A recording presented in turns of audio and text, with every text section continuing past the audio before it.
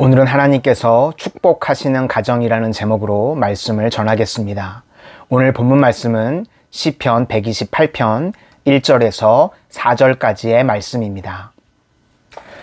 여호와를 경외하며 그의 길을 걷는 자마다 복이 있도다. 내가 내 손이 수고한 대로 먹을 것이라. 내가 복되고 형통하리로다. 내 집 안방에 있는 내 아내는 결실한 포도나무 같으며 내 식탁에 둘러앉은 자식들은 어린 감람나무 같으리로다. 여호와를 경외하는 자는 이같이 복을 얻으리로다. 아멘.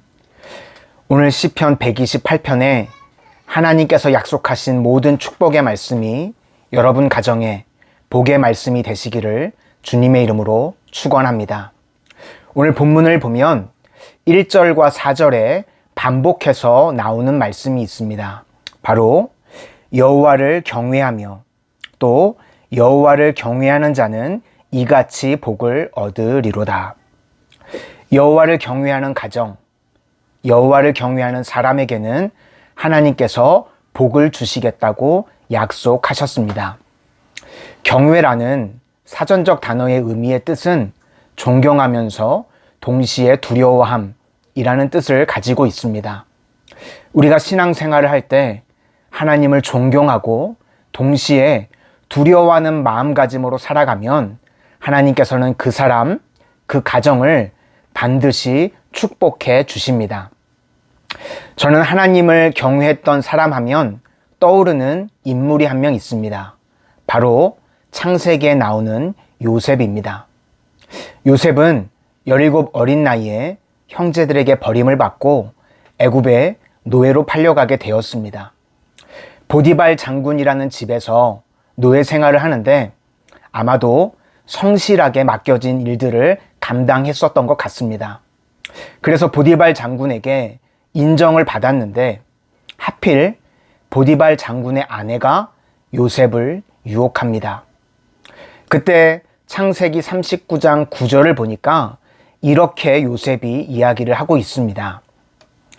이 집에는 나보다 큰 이가 없으며 주인이 아무것도 내게 금하지 아니하였어도 금한 것은 당신뿐이니 당신은 그의 아내임이라. 무슨 말입니까? 보디발 장군이 나를 너무나도 잘해줘서 내가 노예임에도 불구하고 이 집에서 나를 아무것도 금하지 아니하였다고 말하고 있는 것입니다. 그러니까 보디발 장군이 나를 잘해줬으니까 내가 어떻게 보디발 장군에게 죄를 범합니까? 이러면 문맥상 말이 됩니다. 그런데 요셉이 성경에 그렇게 말을 하고 있지 않습니다. 이렇게 말을 합니다. 그런즉 내가 어찌 이 큰 악을 행하여 하나님께 죄를 지으리까? 지금 요셉은 하나님께서 나를 보고 계시는데 내가 어떻게 죄를 지을 수 있습니까? 라고 고백하고 있는 것입니다. 그랬더니 바로 요셉이 잘 되었습니까? 그렇지 않습니다. 억울하게 감옥에까지 가게 되었습니다. 그럼에도 하나님을 경외하는 요셉의 신앙이 조금도 흔들리지 않았습니다. 그럴 때 하나님께서 요셉을 들어서 세상이 감당할 수 없는 위대한 인물로 세우시고 축복해 주셨습니다. 우리도 신앙생활을 할 때 말씀대로 살아가다 보면 손해를 보는 것 같기도 하고 억울한 일을 당할 때도 있는 것 같습니다. 그러나 그때에도 여전히 여호와 하나님만을 경외하실 수 있기를 바랍니다. 그러면 반드시 하나님께서 여러분 가정을 이 세상 가운데 높이시고 축복해 주실 줄로 믿습니다. 먼저 첫 번째로 남편에게 주시는 축복입니다. 본문 2절 말씀에 내가 내 손이 수고한 대로 먹을 것이라. 내가 복되고 형통하리로다. 요즘 경제가 또 코로나로 인해서 너무나 어렵다 보니까 로또 복권이 열풍을 불고 있다고 합니다. 누구나 다 푸운의 꿈을 안고 인생 역전을 해보겠다고 복권을 삽니다. 그런데 대부분의 사람들이 인생 여전합니다. 물론 하나님께서 주시려고 하시면 얼마든지 어떤 방법으로도 우리에게 축복해 주실 수 있습니다. 그러나 오늘 본문에 보면 하나님께서 주시는 축복은 내가 내 손이 수고한 대로, 즉 땀 흘려 일하는 것이 복이라고 말하고 있습니다. 여러분, 각 가정의 남편들에게 하나님께서 땀 흘려 일할 거리들이 넘쳐나는 은혜를 부어주시기를 소망합니다. 뿐만 아니라 땀 흘려 일해서 정당한 대가를 거두어 드렸을 뿐만 아니라 이상한 곳으로 돈이 새나가는 것도 하나님께서 지켜주셔야 합니다. 그래서 여러분 각 가정의 남편을 통하여서 이 불황 가운데서도 땀 흘려 일할 거리들이 넘쳐나시고 하나님께서 넘치는 부의 축복을 허락하셔서 그것을 통해서 하나님의 영광을 드러내는 복된 가정이 되시기를 축원합니다. 둘째로 아내에게 주시는 축복의 말씀입니다. 본문 3절 상반절에 내 집 안방에 있는 내 아내는 결실한 포도나무 같으며 라고 말씀하고 있습니다. 세상에서는 우리 여인들을 표현할 때 꽃에 비유합니다. 제가 신방을 다녀보니까요, 80세가 넘으신 할머니도 할미 꽃이라고 해드려야지 그렇게 표현하지 않으면 신방도 잘 받으시려고 하지 않는 것 같았습니다. 세상에선 우리 여인들을 표현할 때는 꽃입니다. 그래서 연예인들도 보면 1년 정도 쉬었다가 컴백을 하고 그 모습을 보면 전혀 새로운 모습으로 바뀌어 있는 것을 보게 됩니다. 아트임도 하시고 요즘은 뭐 돌력 같기도 해가지고요, 전혀 새로운 모습으로 태어나서 나오는 것 같습니다. 또 지금이 기사를 보니까요, 코로나로 인해서 다들 마스크를 쓰고 계셔서 성형을 할 수 있는 적기라고 하십니다. 왜들 이렇게 예뻐지려고 하실까요? 그 이유는 꽃이 시들면 안 되기 때문이라고 생각하기 때문입니다. 그런데 오늘 본문은 우리 여인들을 꽃이라고 말씀하고 있지 않습니다. 뭐라고 표현하고 있냐면 포도나무 같으며, 성경에서 우리 각 가정의 아내들에게 포도나무라고 말씀하고 있습니다. 포도나무는요, 가구로도 사용할 수 없고 땔감으로도 사용할 수 없는 나무입니다. 그러면 포도나무의 핵심은 무엇일까요? 바로 포도 열매를 맺는 것입니다.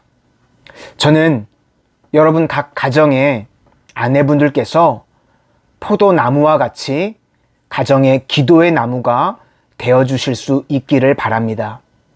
사랑하는 온 가정의 건강을 위해서, 또 이 험한 세상 가운데 만남의 축복을 위해서, 또 신앙으로 온 가정이 하나 될 수 있도록 날마다 무릎으로 기도하는 기도의 나무가 되어주실 수 있기를 바랍니다.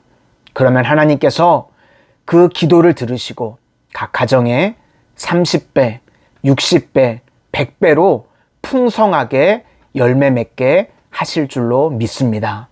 마지막으로 하나님께서 각 가정에게, 자녀에게 주시는 축복의 말씀입니다.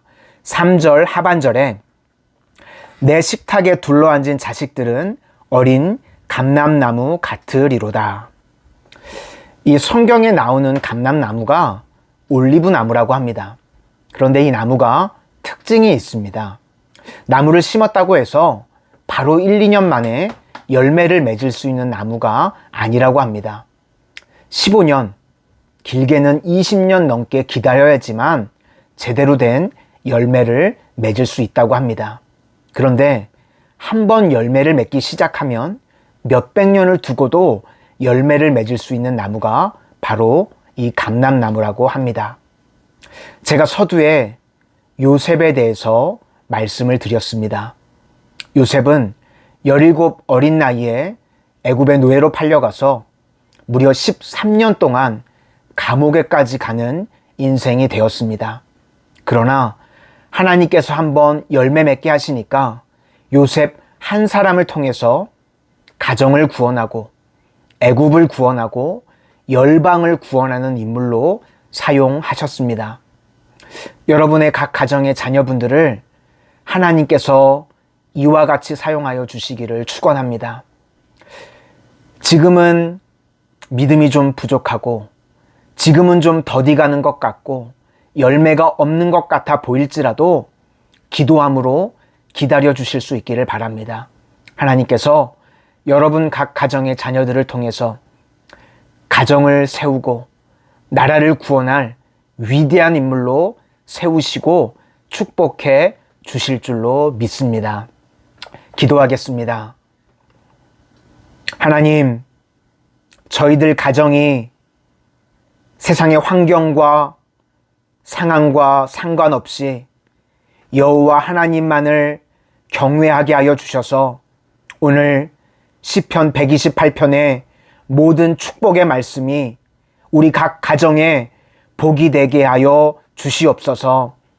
남편을 통하여서 이 세상 가운데 남들은 불황이고 어려울지라도 하나님께서 밀어주시는 인생이 되게 하셔서 세상 가운데 물질로 섬기며 하나님의 귀한 일들을 이루어가는 가정이 될 수 있도록 축복하여 주시고 우리 각 가정의 아내분들에게 포도나무와 같이 기도의 나무가 되게 하여 주셔서 눈물로 기도하는 기도의 제목마다 응답받는 가정이 되게 하여 주시옵소서. 우리 자녀분들 앞길에도 함께 하여 주셔서 이 험한 세상 가운데 만남의 축복을 허락하여 주시고 세상이 줄 수 없는 지혜와 명철을 공급하여 주셔서 이 세대 가운데 요셉과 같이 하나님의 영광을 위하여서 쓰임받는 인물이 되게 하여 주시옵소서. 예수님 이름으로 기도드립니다. 아멘.